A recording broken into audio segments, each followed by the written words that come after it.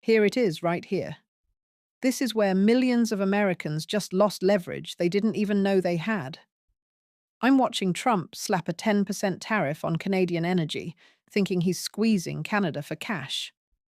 And what actually happens? Quebec's premier walks up to a microphone and says he's exploring breaking contracts with Massachusetts and New York, contracts worth billions. Infrastructure Americans spent years building gone just like that. Let me show you what I mean.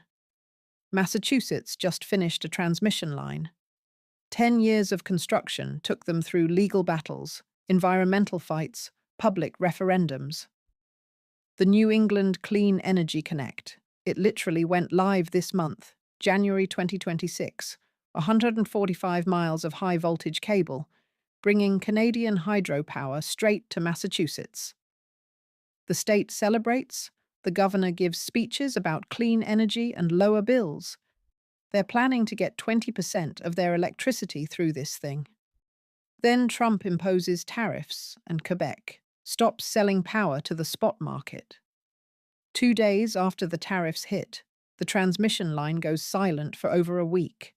Now, Hydro-Quebec says it was weather. Warmer temperatures made spot sales unprofitable. But here's what nobody's talking about. Premier LGO wasn't subtle.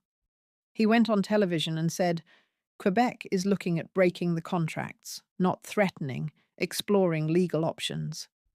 Think about what that means. Massachusetts spent a decade building infrastructure specifically, designed to import more Canadian electricity. They signed 20-year contracts. They promised ratepayers $50 million in annual savings. Then Trump starts a trade war with the supplier. And this isn't just Massachusetts. New York has the same problem. Worse, actually, they're finishing the Champlain-Hudson Power Express right now. 339 miles of underwater cable from Quebec to Queens. $6 billion expected to power 1 million homes in New York City starting in May. 20-year contract, fixed pricing. The whole climate strategy depends on it.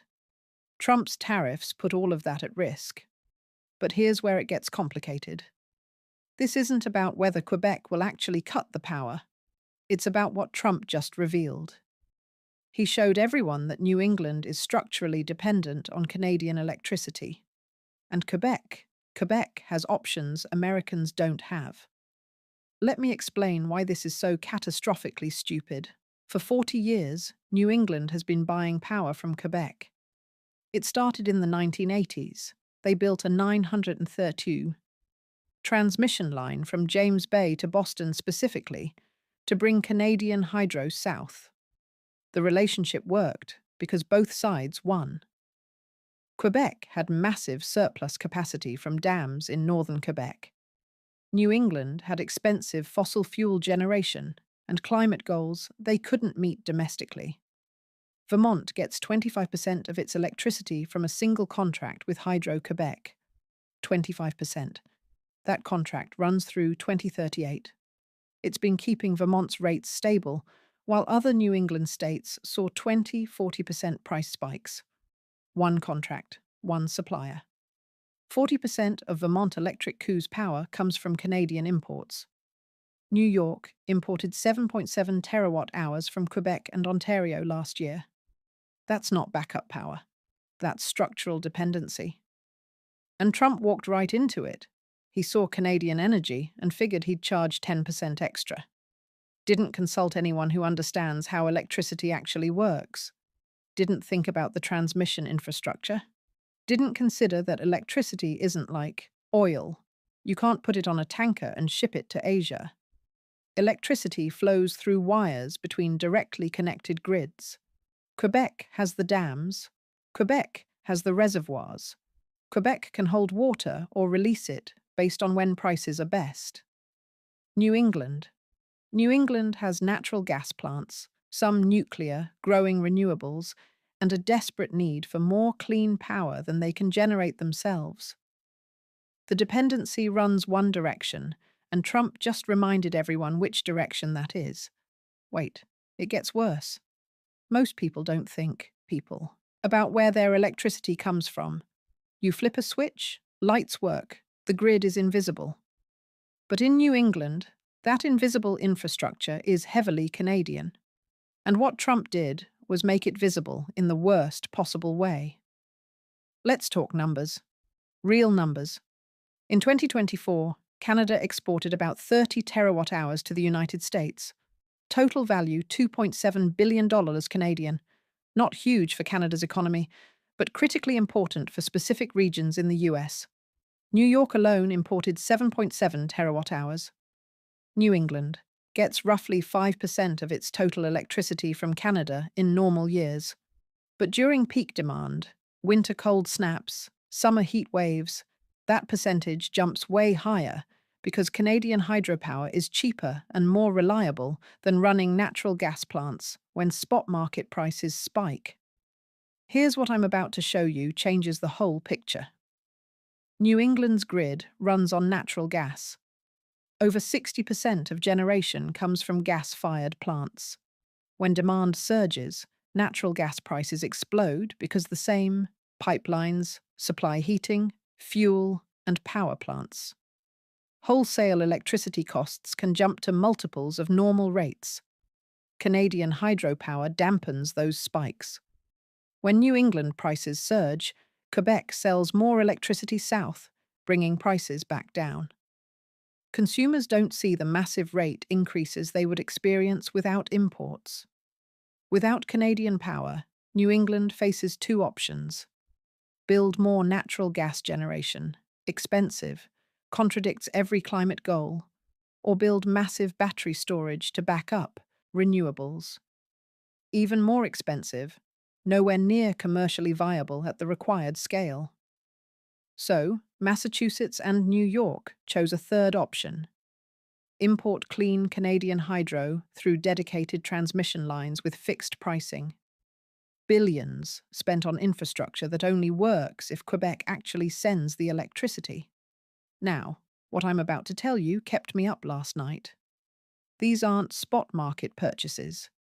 The New England Clean Energy Connect has a 20-year contract for 1,090 megawatts, that's 9.55 terawatt hours annually, all from Quebec Hydro. The Champlain Hudson Power Express, another 20-year contract, 250 megawatts, enough to supply 20% of New York City's electricity needs. Combined, we're talking about infrastructure investment exceeding $10 billion. Money already spent, cables already laid, converter stations already built, all designed specifically to make Massachusetts and New York more dependent on Quebec Hydro than they already were. Governor Healey in Massachusetts was celebrating 2 weeks ago. The Clean Energy Connect was finally operational after years of legal fights in Maine. She called it affordable, stable power that would help Massachusetts meet climate goals. Then Trump imposed tariffs, and Hydro-Quebec stopped selling to the spot market. Premier LGO said Quebec is exploring breaking the new contracts if tariffs aren't resolved. But that's not even the real story. The real story is time. You can't build power plants or transmission lines quickly. The Clean Energy Connect took 10 years from conception to operation. The Champlain Hudson Power Express has been in development for 15 years. If Quebec reduced exports significantly, New England couldn't replace that capacity for years. The region would face higher electricity costs, reliability concerns during peak demand, and complete failure to meet climate commitments. States would need to delay retirements of fossil fuel plants, run aging infrastructure longer, accept that renewable targets were unachievable. The political consequences would be immediate. Voters already angry about energy costs would see prices rise further. Climate advocates would watch emissions increase. Businesses with clean energy commitments would question whether these states could deliver on promises that attracted their investments. And the leverage wouldn't disappear. Even if Trump backed down tomorrow, the precedent is set. Quebec now knows it can threaten American energy security. Future negotiations over trade, environmental policy, water rights, anything crossing the border, will happen with both sides aware that Quebec controls electricity supplies northeastern states desperately need. Here's what nobody's talking about. Quebec doesn't need American markets the way Alberta needs them for oil. Electricity doesn't work like oil. Quebec can sell power to Ontario. They can hold water in reservoirs. They can wait for better prices. The flexibility is asymmetric. Premier Legault was careful to distinguish between Trump and ordinary Americans. He said repeatedly, his issues were with Washington, not with Massachusetts or New York residents. But he also made crystal clear that Quebec would protect its own interests. This is the part that changes everything. Trump thought Canadian energy dependence was one-directional. The United States imports oil and natural gas from Canada. Therefore, Canada needs American markets. That's true for oil. It's absolutely wrong for electricity. And what just happened proves it. When Trump announced tariffs in early February 2025, Hydro-Quebec immediately stopped exporting to New England's wholesale spot market. The main transmission line went silent. For over a week, no power flowed south. They claimed it was weather-related. Warmer temperatures made sales less profitable, but the timing was impossible to ignore. Exports stopped 2 days after tariffs took effect. Then Premier LGO got specific. He didn't threaten to cut Vermont's existing contract from 1987. Vermont didn't deserve punishment, but the new contracts with Massachusetts and New York, those hadn't started yet. Breaking them would be legally complicated, but potentially possible if Quebec argued tariffs fundamentally altered the economic terms. And even if Quebec couldn't legally break contracts, they could make life difficult. The fixed contracts specify minimum deliveries, not maximum. Quebec could meet bare contractual requirements while refusing to sell any additional power on the spot market. That matters enormously during peak demand, when New England relies on imports to avoid blackouts. Hydro-Quebec CEO was blunt, called the Trump administration a bully, said Quebec would meet tariffs rate for rate. If Washington wanted to charge 10% on energy imports, Quebec could add surcharges to electricity exports. The contracts might prevent outright cancellation, but pricing was negotiable within parameters. The message was unmistakable. Trump thought he was imposing costs on Canada. What he actually did was give Quebec leverage over northeastern states that depend on Canadian electricity for grid stability and climate goals. Now, here's where this gets really bad. Ontario Premier Doug Ford tried the same play Trump did. In March 2025, Ford announced a 25% surcharge on electricity exports to Michigan, Minnesota, and New York. Retaliation for tariffs. Trump immediately threatened to double tariffs on Canadian steel and aluminum to 50%, said he'd declare a national electricity emergency. Ford backed down within 24 hours, suspended the surcharge. But Quebec didn't back down. LGO kept the pressure on, kept talking about breaking contracts, kept reminding everyone that Quebec has options. Why the difference? Ontario sells surplus power to balance its grid. Ontario needs those sales. When Ford threatened to weaponize electricity, he was bluffing with a weak hand. Quebec isn't bluffing. Quebec has long-term contracts, fixed pricing, dedicated transmission infrastructure that Americans built specifically to import Quebec power. The leverage is real. And here's what I think Trump missed entirely. The economic impact on Quebec if they reduced exports, not catastrophic. Hydro-Quebec earned $3 billion from U.S. exports in 2023. Meaningful income for the provincial government. But Quebec's economy doesn't depend on it. If Quebec reduced electricity exports to New England by 30%, that's roughly 800 megawatts of lost capacity. New England would need to replace that with more expensive natural gas generation during peak periods. Wholesale electricity costs would rise. Ratepayers would see higher bills. Climate emissions would increase as fossil fuel plants ran more frequently. Quebec, the province would lose export revenue, but could sell power to Ontario or hold it in reservoirs. The flexibility is asymmetric. New England needs Quebec more than Quebec needs New England. What makes Quebec's position even stronger is what Americans built. Massachusetts spent a decade and massive political capital getting the Clean Energy Connect approved. They fought environmental groups. They fought fossil fuel companies who didn't want competition. They fought Maine residents who didn't want transmission lines through pristine forest. They won all those battles, built the infrastructure, signed the contracts, and then Trump started a trade war with their supplier. New York's situation is identical. The Champlain-Hudson Power Express is finishing construction right now, expected operational in May 2026. $6 billion buried underwater through Lake Champlain and the Hudson River to avoid environmental opposition. 20-year contract for fixed pricing. Governor Hochul has been promoting this as critical infrastructure for New York's climate goals.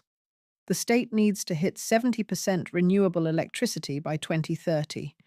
Without Canadian hydro, that target becomes nearly impossible to reach. Offshore wind is delayed.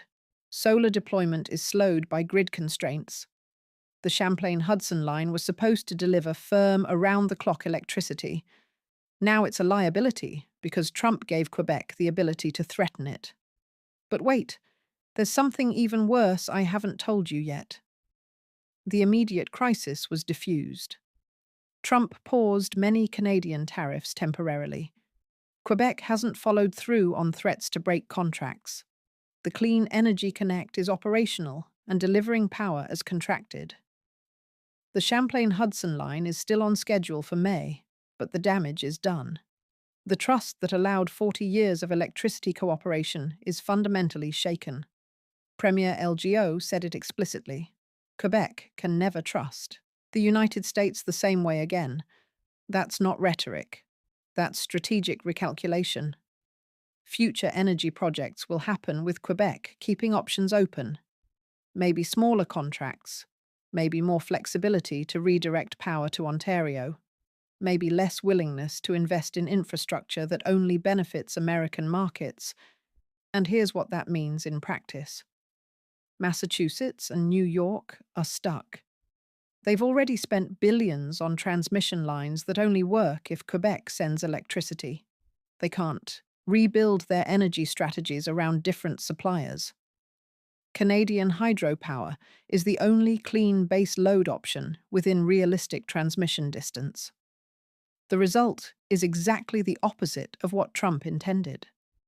He wanted to extract money from Canada through tariffs. Instead, he handed Quebec enormous leverage over American states, undermined energy security for millions of people, threatened climate goals that have broad public support, and demonstrated to the world that American trade policy is chaotic and unreliable. Every megawatt of Canadian electricity flowing into New England is now a reminder that Trump created vulnerability where none existed. Quebec always had the option to threaten supply. They just never needed to use it because the relationship worked. Both sides benefited. The cooperation made sense. Trump ended that comfortable assumption, and legal made absolutely certain everyone understood Quebec has options.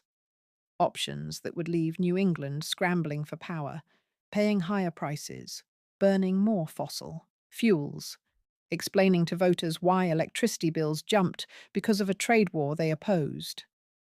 Now, I want to show you something that really concerns me: the precedent. This isn't just about electricity. It's about what happens when you make infrastructure a weapon. Massachusetts and New York built transmission lines, assuming Canada would remain a reliable partner. That assumption is gone.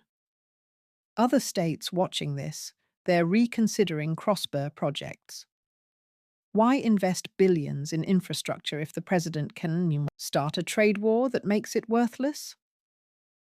The chilling effect on future projects will be real. And it's not just electricity. This applies to pipelines, water agreements, transportation corridors, anything that requires long-term cooperation and massive capital investment. But here's where it gets even more complicated. Think about what this means for American energy independence. That's supposed to be Trump's whole thing, right? Energy dominance, American first. Except what he actually did was prove to northeastern states that they can't rely on American political stability. They built critical infrastructure based on partnership, and Trump turned partnership into hostage situations. So, what are Massachusetts and New York supposed to do now? Double down on Canadian imports, knowing Quebec has leverage, or try to build domestic alternatives that will take decades and cost more than the transmission lines they already built? Either option is bad. Either option is expensive. Either option proves Trump created a problem that didn't exist. And this is the part that kept me up last night. The political calculation for Quebec. Hydro-Quebec isn't just a utility company, it's a crown corporation. It's owned by the provincial government. Every dollar of profit goes to Quebec's treasury. In 2022, Hydro-Quebec paid a $3.4 billion dividend to the provincial government. That's real money funding. Provincial programs, infrastructure, services, American electricity exports are part of that revenue, but they're not irreplaceable. Quebec has options. They can sell to Ontario. They can invest in battery storage and sell power when prices are higher. They can build out infrastructure to other Canadian provinces. They can electrify Quebec's economy further and use the power domestically. What Quebec can't do anymore is trust that American contracts are reliable. Trump proved that.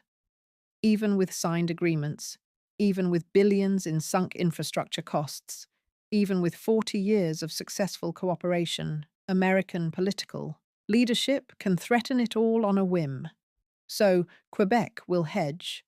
And hedging means less commitment to American markets, which means exactly the vulnerability Trump was supposedly trying to avoid. Now, here's what nobody's talking about in the media: the economic ripple effects. Massachusetts ratepayers were promised $50 million in annual savings from the Clean Energy Connect. Those savings depend on Quebec actually wanting to sell power at contracted rates. If Quebec decides to be difficult, if they meet minimum contractual obligations, but nothing more, those savings evaporate, rates go up, voters get angry. New York faces the same problem. The Champlain-Hudson line was supposed to save ratepayers $17 billion over 30 years. That calculation assumes friendly relations, assumes Quebec wants to maximize exports, assumes cooperation continues. Trump's tariffs put all those assumptions in question. And when voters see their electricity bills, they won't blame Quebec. They'll blame whoever's in charge when the bills arrive. The political consequences extend beyond energy, too. This was supposed to be a climate victory for northeastern states. They were reducing fossil fuel dependency, meeting emissions targets, showing the rest of the country that clean energy transition is possible and affordable. Now that narrative is compromised. Climate goals depend on Quebec's goodwill. Emission reductions depend on foreign electricity that can be threatened. The entire clean energy strategy is vulnerable to trade war, politics. What does that do to public support for climate action? When voters see that going green means depending on Canada and depending on Canada means vulnerability to Trump's trade wars, support weakens. The political coalition supporting climate action fractures. Progress stalls. Trump didn't just threaten electricity supply, he threatened the political viability of climate policy in states that were actually making progress. And the precedent extends globally, too. Other countries are watching this. Canada isn't some adversary. It's America's closest ally, longest undefended border in the world, deeply integrated economies. If the US will start trade wars with Canada over nothing, weaponizing critical infrastructure, what does that tell other countries about American reliability? It tells them to hedge, to diversify, to assume American commitments aren't worth the paper they're written on, to build infrastructure that doesn't depend on US cooperation, because that cooperation can evaporate overnight. Trump's approach to trade doesn't account for infrastructure timelines. You can't turn power plants on and off based on tweet diplomacy. These are 20-year contracts, decadal-long construction projects, billions in capital that can't be redeployed if political winds shift.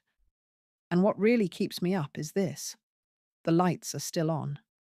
For now, Hydro-Quebec is still delivering power. The contracts are holding, but everyone in New England now knows they could go dark. And Quebec knows it has leverage it didn't fully appreciate before. Future negotiations will happen in that shadow. Water rights, environmental policy, trade disputes, anything crossing the border. Both sides will remember that Quebec controls electricity that millions of Americans depend on for grid stability, climate goals, and economic competitiveness. This is what happens when you elect someone who doesn't understand policy, who doesn't consult experts, who thinks every relationship is transactional and every negotiation is about dominance. Trump saw tariffs and thought leverage. He didn't see the transmission lines, the 40-year relationship, the billions in infrastructure investment, the asymmetric dependency. He didn't understand that electricity is different from oil. You can't replace it quickly. You can't build alternatives in months or years. And now millions of Americans in blue states are vulnerable because their president couldn't be bothered to think 3 moves ahead. The New England Clean Energy Connect is operational. The Champlain-Hudson Power Express is finishing construction. Billions spent, infrastructure in place, 20-year contracts signed, all designed to make northeastern states more dependent on Quebec hydro. Trump made Quebec weaponize what was supposed to be partnership, and the consequences will echo for decades. What really gets me is the scale of the incompetence. This wasn't necessary. The relationship worked. Both sides benefited. 40 years of cooperation, and Trump blew it up because he didn't understand how electricity grids operate. Look, I've been covering politics for a while. I've seen bad decisions. I've seen unforced errors. But this is different. This is creating vulnerability where none existed. This is giving leverage to the other side. This is weakening American states to own the libs, or whatever the calculation was. And the worst part, it won't be Trump who pays the price. It'll be Massachusetts residents when their electricity bills go up. It'll be New York businesses when grid reliability becomes questionable. It'll be Vermont families when their 25% Canadian power supply becomes a political football. Trump will be gone. The consequences will remain. Now I'm curious, what am I missing here? Does this change how you see the situation?